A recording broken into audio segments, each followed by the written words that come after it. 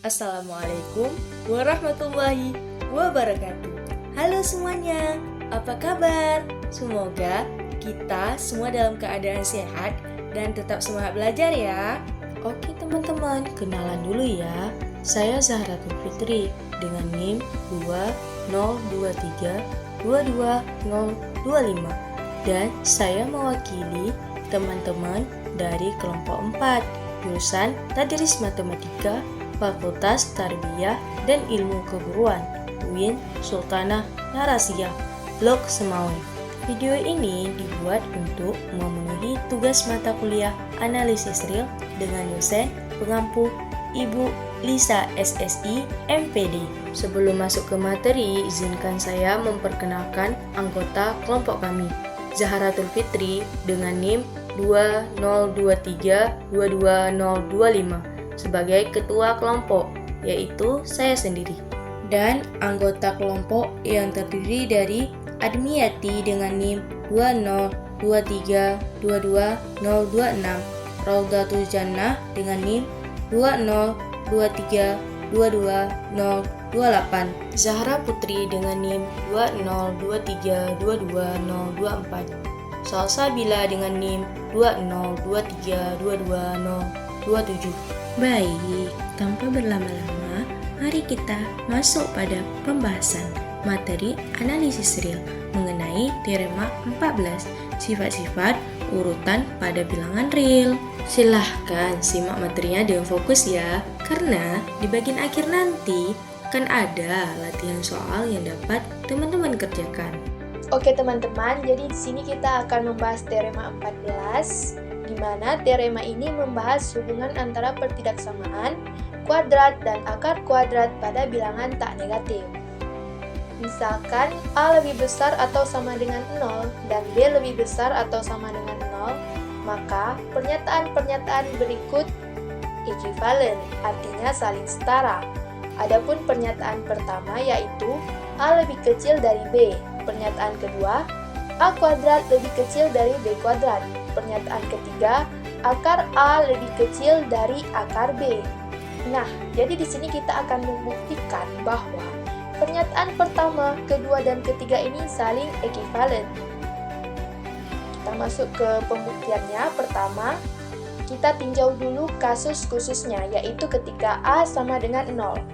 Nah, jika A sama dengan 0, maka agar A lebih kecil dari B, B haruslah lebih besar dari 0. Jika B lebih besar dari 0, maka B kuadrat juga lebih besar dari 0 dan akar B juga lebih besar dari 0. Jadi, pada kasus ini ketiga pernyataan tetap konsisten.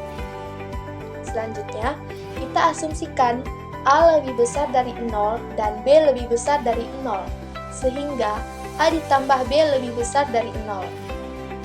Sekarang kita buktikan bahwa pernyataan pertama mengakibatkan pernyataan kedua. Diketahui A lebih kecil dari B, yang berarti A dikurangi B lebih kecil dari 0. Kita gunakan sifat identitas. A kuadrat dikurangi B kuadrat sama dengan A dikurangi B dikali A ditambah B. Karena A dikurangi B bernilai negatif dan A ditambah B bernilai positif, maka hasil perkaliannya bernilai negatif, sehingga A kuadrat lebih kecil dari B kuadrat. Selanjutnya kita buktikan bahwa pernyataan kedua mengakibatkan pernyataan pertama. Diketahui A kuadrat lebih kecil dari B kuadrat, yang berarti A kuadrat dikurangi B kuadrat lebih kecil dari 0. Karena A kuadrat dikurangi B kuadrat sama dengan A dikurangi B dikali A ditambah B, dan kita tahu bahwa A ditambah B bernilai positif, maka agar hasil perkalian bernilai negatif, A dikurangi B harus bernilai negatif. Dengan demikian, diperoleh A lebih kecil dari B. Sekarang kita hubungkan pernyataan pertama dengan pernyataan ketiga. Sebelumnya telah diketahui bahwa untuk dua bilangan positif berlaku X lebih kecil dari Y, jika dan hanya jika X kuadrat lebih kecil dari Y kuadrat. Di sini kita ambil X sama dengan akar A, Y sama dengan akar B. Karena A sama dengan akar A dikuadratkan dan B sama dengan akar B dikuadratkan, maka akar A lebih kecil dari akar B jika dan hanya jika A lebih kecil dari B. Nah, dari seluruh pembuktian tersebut dapat disimpulkan bahwa pernyataan pertama, pernyataan kedua, dan pernyataan ketiga adalah saling ekivalen. Kemudian kita masuk ke dalam contoh soal yang pertama, sederhanakan himpunan A yaitu X anggota bilangan real sedemikian sehingga 2X ditambah 3 lebih kecil atau sama dengan 6. Untuk penyelesaiannya diketahui X elemen bilangan real dan pertidaksamaannya 2X ditambah 3 lebih kecil atau sama dengan 6. Kemudian sederhanakan pertidaksamaannya. 2X ditambah 3 lebih kecil atau sama dengan 6. Kedua ruasnya dikurangi 3 sehingga menjadi 2X lebih kecil atau sama dengan 3. Kemudian kedua ruas dibagi dengan 2 sehingga didapat X lebih kecil atau sama dengan 3/2. Maka diperoleh himpunan A semua bilangan real X sedemikian sehingga X kurang dari atau sama dengan 3/2. Untuk contoh soal yang kedua, sederhanakan himpunan B yaitu X anggota bilangan real sedemikian sehingga X kuadrat ditambah X lebih besar 2. Untuk penyelesaiannya, diketahui X elemen bilangan real dan pertidaksamaannya X kuadrat ditambah X lebih besar 2. Kemudian, ubah pertidaksamaannya menjadi X kuadrat ditambah X dikurang 2 lebih besar dari 0, di mana pada kedua ruas kita kurangkan dengan 2. Setelah itu, faktorkan pertidaksamaannya sehingga menjadi X kurang 1 dikali X dikurang 2 lebih besar dari 0. Berdasarkan teorema 13, maka A X kurang 1 dikali X kurang 2 lebih besar dari 0, maka hasil dari faktor pertama dan keduanya itu X lebih besar 1 dan X lebih besar negatif 2, maka X lebih besar 1. Yang B, X kurang 1 dikali X kurang 2 lebih besar dari 0. Sehingga hasil dari faktor pertama dan keduanya X lebih kecil 1 dan X lebih kecil negatif 2, maka X lebih kecil negatif 2.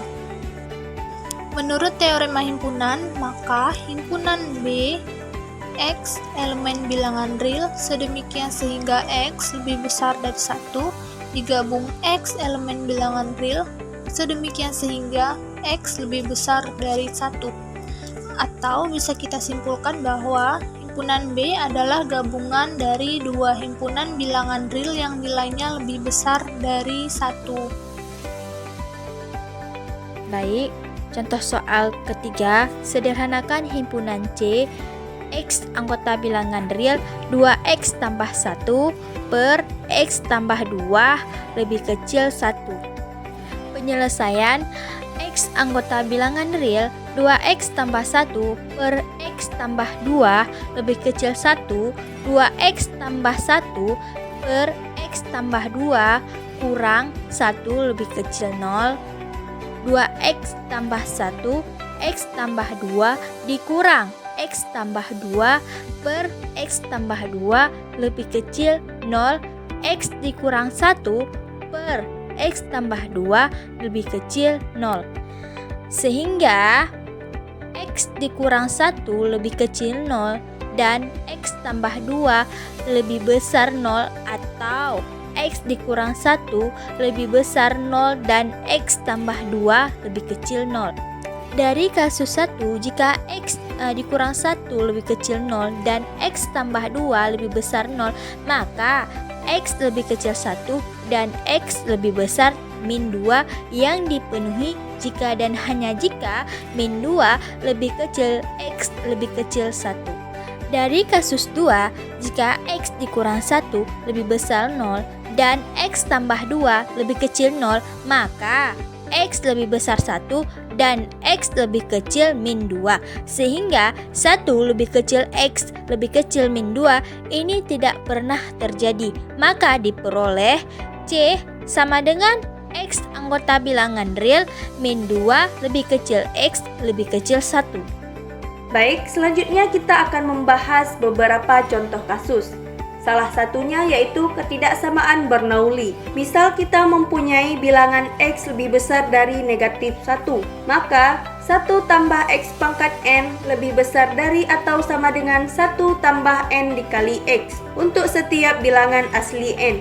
Nah, untuk membuktikan ketidaksamaan Bernoulli ini, kita akan menggunakan prinsip induksi matematika. Misal, Pn pernyataan tentang bilangan asli N jika P1 benar.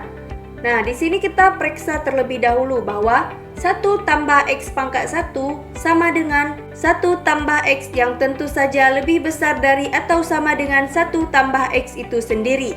Jadi, pernyataan benar untuk N sama dengan 1. Selanjutnya, jika PK benar, mengakibatkan PK tambah 1 benar. Nah, kita memisalkan untuk PK benar dengan 1 tambah X pangkat K lebih besar dari atau sama dengan 1 tambah K dikali X. Lalu kita periksa, 1 tambah X pangkat K tambah 1 ini tentu saja sama dengan 1 tambah X pangkat K dikali 1 tambah X. 1 tambah X pangkat K lebih besar dari atau sama dengan 1 tambah K dikali X. Jadi diperoleh 1 tambah K dikali X dikali 1 tambah X yang sama dengan 1 tambah K dikali X tambah K dikali X kuadrat. Sehingga hasilnya lebih besar dari atau sama dengan 1 tambah K tambah 1 dikali X. Karena K dikali X kuadrat lebih besar atau sama dengan 0. Sehingga PK tambah 1 benar. Karena P1 benar, PK benar mengakibatkan PK tambah 1 benar, berarti PN benar untuk setiap bilangan asli N. Jadi, menurut prinsip induksi matematika dapat kita simpulkan bahwa ketidaksamaan Bernoulli terbukti. Teman-teman, sekarang kita akan bahas salah satu ketidaksamaan penting dalam matematika, yaitu ketidaksamaan segitiga. Langsung saja ke pembahasannya ya, di mana N adalah bilangan asli dan kita mempunyai dua vektor, yaitu vektor A1, A2, dan seterusnya sampai AN, serta vektor B1, B2, dan seterusnya sampai Bn yang masing-masing komponennya merupakan bilangan real. Selanjutnya, kita melihat akar dari jumlah kuadrat hasil dari komponen-komponen vektor A dan vektor B, yaitu A1 dikali B1 dikuadratkan ditambah A2 dikali B2 dikuadratkan dan seterusnya sampai ditambah AN dikali BN dikuadratkan. Nah, teman-teman, kuadrat ini bukan ditulis tanpa alasan. Kuadrat tersebut muncul karena kita sedang membahas panjang vektor. Secara definisi, panjang suatu vektor dihitung dari akar jumlah kuadrat komponen-komponennya. Karena itu, akar dari A1 kuadrat ditambah A2 kuadrat dan seterusnya sampai ditambah AN kuadrat menyatakan panjang vektor A, dan akar dari B1 kuadrat ditambah B2 kuadrat dan seterusnya sampai ditambah Bn kuadrat menyatakan panjang vektor B. Dengan demikian, ketidaksamaan segitiga menyatakan bahwa akar dari jumlah kuadrat hasil kali komponen vektor A dan vektor B selalu lebih kecil atau sama dengan hasil kali panjang vektor A dan panjang vektor B. Artinya, hasil gabungan dua vektor tidak akan melebihi hasil kali panjang masing-masing vektor. Nah teman-teman, pembahasan materi dari kami sudah selesai nih. Sebelum kita lanjut ke latihan soal, apakah teman-teman sudah paham? Yuk kita latihan soal singkat untuk menguji pemahaman teman-teman. Berikut latihan soal singkat untuk menguji pemahaman teman-teman. Latihan soal nomor 1. Sederhanakan himpunan D. Didefinisikan sebagai himpunan semua X anggota bilangan real. Sedemikian sehingga 3X dikurang 2 lebih kecil dari 7. Nomor 2. Sederhanakan himpunan K. Didefinisikan sebagai himpunan semua X anggota bilangan real. Sedemikian sehingga X kuadrat ditambah 2 lebih besar sama dengan 8. Nomor 3, sederhanakan himpunan F. Didefinisikan sebagai himpunan semua X anggota bilangan real. Sedemikian sehingga X ditambah 3 dibagi X dikurang 4 lebih besar dari 2. Teman-teman dapat mencoba untuk menjawab latihan soal ini. Boleh tinggalkan jawaban teman-teman di kolom komentar ya. Belajar itu proses, jadi nikmati saja. Good luck semuanya. Demikian materi yang dapat kami sampaikan. Terima kasih kepada Ibu Lisa, SSI, MPD atas bimbingannya, serta teman-teman yang telah menyimak sampai akhir. Semoga pembelajaran yang kami berikan bermanfaat dan mudah dipahami. Sampai jumpa pada video berikutnya. Wassalamualaikum warahmatullahi wabarakatuh.